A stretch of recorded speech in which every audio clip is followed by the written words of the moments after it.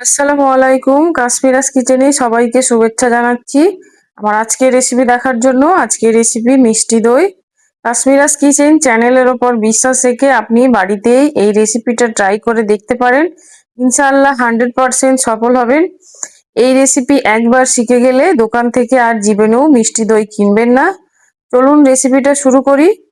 সব সময়ের মতো সহজভাবে রেসিপিটা শেয়ার করব। মিষ্টি দই বানানোর জন্য প্রথমেই আমি নিয়ে নিয়েছি একটা কড়াই। এবার এর মধ্যে দিয়ে দিচ্ছি দুধ, একটা ছাঁকনির সাহায্যে ছেঁকে নিচ্ছি।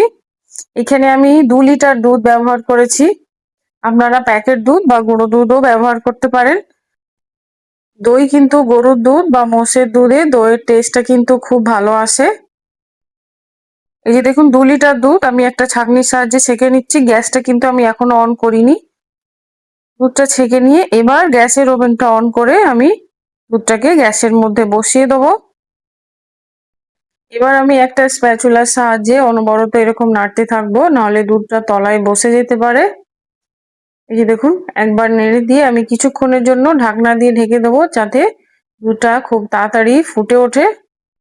কোনো কিছু জিনিস যখন আপনি হাই ফ্লেমে রেখে ফোটানোর জন্য অপেক্ষা করবেন, তখন ওইটাকে একটা ঢাকনা দিয়ে ঢেকে দিলে কিন্তু খুবই তাড়াতাড়ি ফুটে ওঠে। এই যে দেখুন, ঢাকনা দিয়ে ঢেকে দিয়েছিলাম, একবার দেখে নিলাম। আরো একবার আমি স্প্যাচুলার সাহায্যে নেড়ে দিলাম, যাতে দুধটা তলায় লেগে না যায়। আবারও ঢাকনা দিয়ে কিছুক্ষণ আমি অপেক্ষা করছি দুধটা ফুটে ওঠার জন্য। এইভাবে আমি প্রায় 40 মিনিট দইটাকে মিডিয়াম ফ্লেমে ফুটিয়ে নিচ্ছি। আর ওপরে যে এই সরটা জমছে, এটা বারে বারে মিষ্টি দই কিন্তু এরকম সর থাকলে খেতে খুবই ভালো লাগে। এই যে দেখুন, আমি অনবরত নেড়ে যাচ্ছি। এটা ফুটতে ফুটতে আমি বারে বারে এসে সরগুলো উঠিয়ে নিয়েছি ও একবার করে এরকম স্প্যাচুলার সাহায্যে নেড়ে দিয়েছিলাম। এই যে দেখুন, ফুটতে ফুটতে আমার দুধটা কমে পুরো আমি 1/4 করে নিয়েছি। দেখতেই পাচ্ছেন দুধটা কতটা কমে গিয়েছে আর সাইড থেকে কতটা সর জমে উঠছে। এবার এর মধ্যে আমি দিয়ে দিচ্ছি চিনি। আমি এইখানে প্রায় 3 টেবিল চামচ চিনি ব্যবহার করেছি। আপনারা আপনাদের প্রয়োজন অনুযায়ী চিনি ব্যবহার করে নেবেন, কমিয়ে বা বাড়িয়ে। চিনিটা দিয়ে বেশ কিছুক্ষণ ফোটাতে হবে। চিনিটা দেওয়ার পরে কিন্তু দুধটা একটু পাতলা হয়ে যাবে, তাই চিনিটা দিয়ে আমি বেশ কিছুক্ষণ ফুটিয়ে নিচ্ছি। দেখুন, দুধটা একদম ঘন হয়ে গিয়েছে আর সরে পুরো ভর্তি হয়ে গিয়েছে। এই যে দেখুন, দুধটা আমার ফোটানো হয়ে গিয়েছে। এবার আমি এটাকে সাইড করে রেখে দিচ্ছি। এবার একটা ছোট্ট প্যান বসিয়ে দিয়েছি, দিয়ে দিচ্ছি 1 টেবিল চামচ মতো চিনি।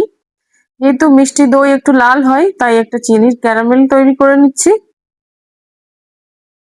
ছোট্ট প্যানের মধ্যে 1 চামচ চিনি দিয়ে আমি কিছুক্ষণ অপেক্ষা করব। গ্যাসের ফ্লেমটা একদমই মিডিয়াম রেখেছি। এই যে দেখুন, চিনিটা আস্তে আস্তে গলে একদম সোনালি কালার ধরে নিলে আমি গ্যাসের ফ্লেমটা অফ করে দেবো। এই যে দেখুন, কত সহজে আমার ক্যারামেলটা তৈরি হয়ে গেল। গ্যাসের ফ্লেমটা একদমই লো রাখতে হবে, নাহলে কিন্তু এটা পুড়ে যাবে। দেখুন কত সুন্দর কালার ধরে নিয়েছে। এবার এটা আমি ওই যে ফুটানো দুধটার মধ্যে ঢেলে দেবো। এখানে আপনারা একটু ক্যারামেলটা বেশি করেও বানিয়ে নিতে পারেন, তাতে দইয়ের কালারটা আরো ব্রাউন হয়ে যাবে। আমি একদম 2 টেবিল চামচ চিনি দিয়ে ক্যারামেলটা বানিয়ে নিয়েছি। এবার দুধটাকে আমি ঠান্ডা করার জন্য রেখে দেবো। দই বসানোর ক্ষেত্রে দুধের টেম্পারেচারটা কিন্তু খুবই ইম্পর্টেন্ট। তাই দইটা খুব ঠান্ডাও না, আবার খুব গরমও না। যদি খুব ঠান্ডা হয়ে যায় তাহলে একটু গরম করে নেবেন, আর যদি খুব গরম থাকে একটু ঠান্ডা করে নেবেন। একটা আঙুল ডিপ করে দেখতে হবে 1 থেকে 2 সেকেন্ড আঙুলটা সহ্য করতে পারছে এমন তাপমাত্রায় কিন্তু দুধটাকে রাখতে হবে। বেশ কিছুক্ষণ দুধটাকে ঠান্ডা করার জন্য রেখে দিয়ে ফিরে এলাম। এই যে দেখুন, দুধটার উপরে আবারও কত সুন্দর একটা সর পড়ে গিয়েছে। এটাকে আবারও আমি একটা স্প্যাচুলার সাহায্যে উঠিয়ে নিচ্ছি। এর আগে আমি 3 থেকে 4 বার এরকমই সর উঠিয়ে রেখেছি, কারণ দই বসানোর একদম শেষ পর্যায়ে ওইটা অ্যাড করে দেবো। চলুন এবার দইটা বসিয়ে নিই। আমি দই বসাবো হটপটের মধ্যে। এর আগে আমি দইয়ের রেসিপি শেয়ার করেছি টক দই, এই হটপটের মধ্যেই আজকে মিষ্টি দই রেসিপি শেয়ার করছি। সেই হটপটের মধ্যে আমার সব থেকে সহজ মনে হয়েছে এই হটপটে দই বসিয়ে। এর আগে আমি অনেক কিছুতে বসিয়েছি, কিন্তু সব থেকে সহজ এই হটপটের মধ্যে বসালে, একদম ঝামেলা ছাড়াই। তাই দই বসানোর জন্য দেখুন দই বীজের খুব দরকার। আর এইখানে আমি 2 টেবিল চামচ মতো মিষ্টি দই নিয়ে নিয়েছি।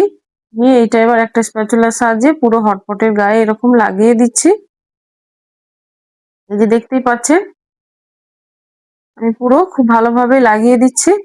এবার এর মধ্যে আমি দিয়ে দেবো আগে থেকে ফুটিয়ে রাখা দুধ। এই যে দুধটার উপরে একটা আঙুল ডিপ করে দেখছি, দেখুন দুধটা কিন্তু গরমটা আমার আঙুলটা সহ্য করতে পারছে।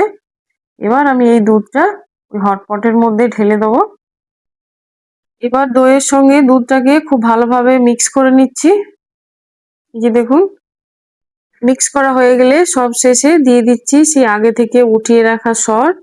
মিষ্টি দইয়ের মধ্যে কিন্তু এই সর দিলে দইটা খেতে খুবই ভালো লাগে। যে দেখুন আমি প্রায় 1 বাটি মতো সর উঠিয়ে রেখেছিলাম। এই সরটা আমি সবটাই দইয়ের মধ্যে দিয়ে দেবো। দিয়ে ওটাকেও খুব ভালোভাবে মিক্স করে দেবো। এটা মিক্স করা হয়ে গিয়েছে। এবার একটা ঢাকনা দিয়ে ঢেকে 6 থেকে 7 ঘন্টা আমি এটাকে এরকমই অবস্থায় রেখে দেবো। 6 থেকে 7 ঘন্টা পরে দেখুন এটাকে আমি 1 ঘন্টা নর্মাল ফ্রিজে রেখেছিলাম। যে দেখুন দইটা আমার কত সুন্দর বসে গিয়েছে, একদম দোকানের মতোই হয়েছে, কিন্তু খেতে খুবই মজার। আপনারা অবশ্যই বাড়িতে ট্রাই করবেন। দেখতেই পাচ্ছেন দইটা আমার দেখতে কত সুন্দর হয়েছে। চলুন আপনাদেরকে এবার একটু সার্ভ করে দেখাই। এই যে দেখুন দইটা দেখে কিন্তু মনটা একদম ভালো হয়ে যাবে। দেখতেই পাচ্ছেন দইটা আমার কত সুন্দর হয়েছে আর কত সহজভাবে আমি রেসিপিটা ট্রাই করেছি। দেখুন মিষ্টি দইটা কত সুন্দর হয়েছে। আশা করছি আমার আজকের রেসিপি খুবই ভালো লেগেছে। ভালো লাগলে একটা লাইক করে আমার চ্যানেলটি সাবস্ক্রাইব করে পাশে থাকা বেল আইকনটি ক্লিক করে দেবেন। আর বেশি বেশি শেয়ার করে দেবেন যাতে সবাই সহজভাবে দইটা বানিয়ে নিতে পারে। আবারও নিয়ে আসবো অন্য এক রেসিপি। সবাই ভালো থাকবেন। আল্লাহ হাফেজ।